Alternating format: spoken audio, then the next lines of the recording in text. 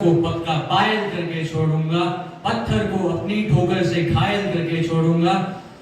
मेरी कविता को हल्के में लेने वाले लोगों तुम्हें मैं अपनी कविता का कायल करके छोड़ूंगा।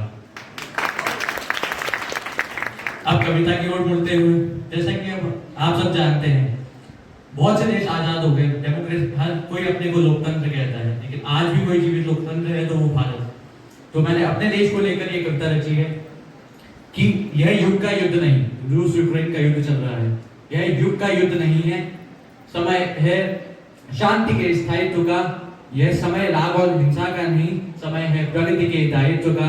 इतिहास दोहराने की जगह स्वर्णिम भविष्य बनाना है, पूरे विश्व को दोबारा एक परिवार बनाना है। राग द्वेष का हिंसा छोड़, हमें रास्ता छोड़, हमें बुद्ध का मार्ग अपनाना है, क्योंकि हम निकल पड़े हैं प्रण करके, अपना तन मन अर्पण करके। जिद है एक सूर्य उगाना है, पर्वत से ऊंचा जाना है, एक भारत नया बनाना है। चाहे विष कोई भी फैले, हम शंकर बन पी जाएंगे। भगवान शिव विष पीते हैं ना, और सबसे पहले विष निकलता है।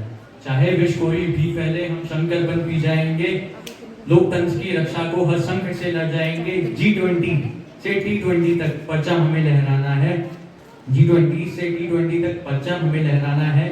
लोकतंत्र की आत्मा को फिर जीवंत बनाना है, लोकतंत्र की आत्मा को फिर जीवंत बनाना है। हम निकल पड़े हैं प्रण करके, अपना तन मन अर्पण करके। जिद है एक सूर्य उगाना है, पर्वत से ऊंचा जाना है, एक भारत नया बनाना है। अब कविता की समाप्ति करते हुए मैं आप सभी का साथ चाहूंगा। जय हिंद, जय भारत, जय हिंद, धन्यवाद।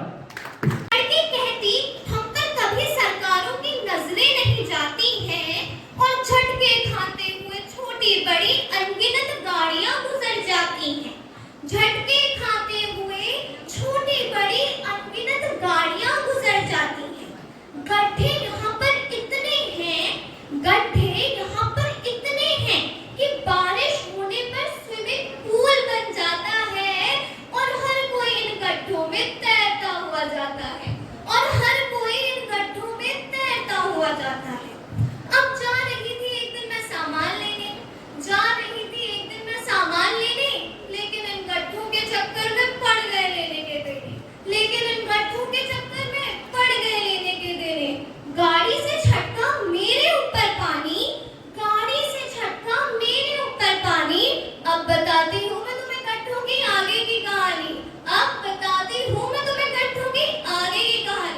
अब जनाब, जब एक दिन एक नेता पर पड़ा उस गड्ढे का पानी, तब वह गड्ढा बोला, अरे वाह, अब फाइनली समझेगा ना यह नेता मेरी परेशानी। लेकिन नेताजी तो वहां से गुजर गए और गड्ढे सब पीछे छूट गए। यह देखकर सड़क उस गड्ढे से बोली कि भाई, तेरी मेरी किस्मत एक जैसी है, और कई जगह तो मेरी हालत गड्ढों में सड़क जैसी है। कई जगह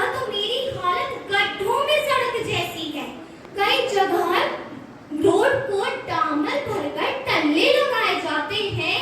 ये जुगाड़ वाले नुस्खे मुझ पर आज भी आजमाए जाते हैं। सड़क की कुछ बहनें श्रृंगार के साथ चमचमाती हैं, लेकिन कुछ गड्ढों के रूप में चेचक के दाग सी नजर आती हैं।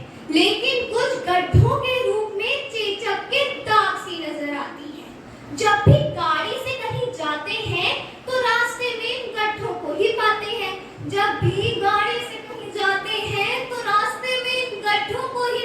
हैं।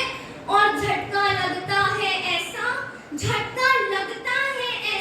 कि थोड़ी देर के लिए तो प्राण ही निकल जाते हैं।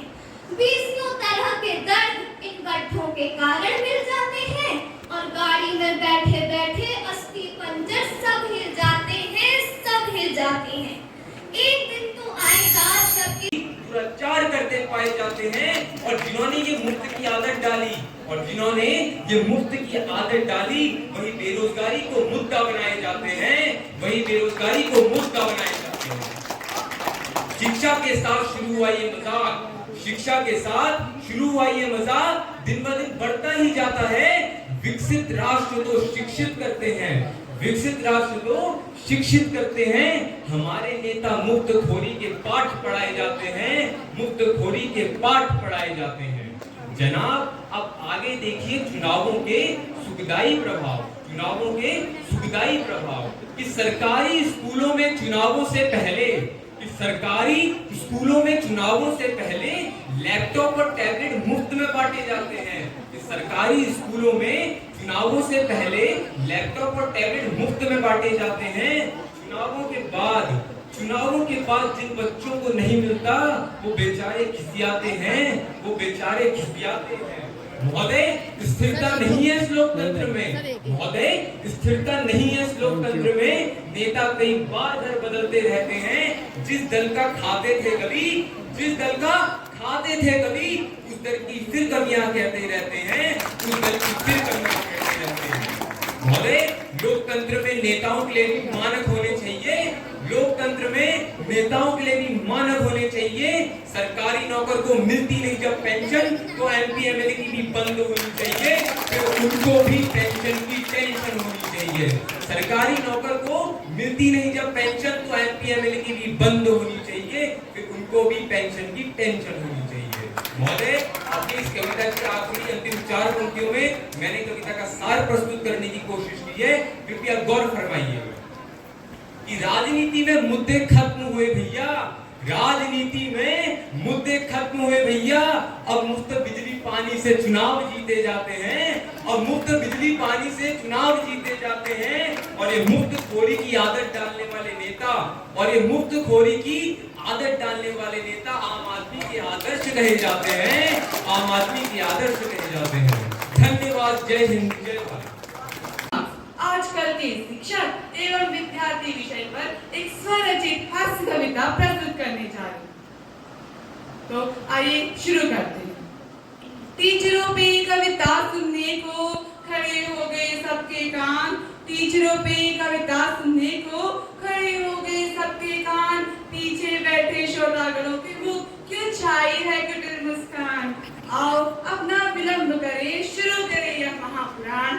आओ अपना विलंब करें, शुरू करें यह महापुराण। हास्य कवि सम्मेलन में उपस्थित श्रोतागणों को मेरा प्रणाम।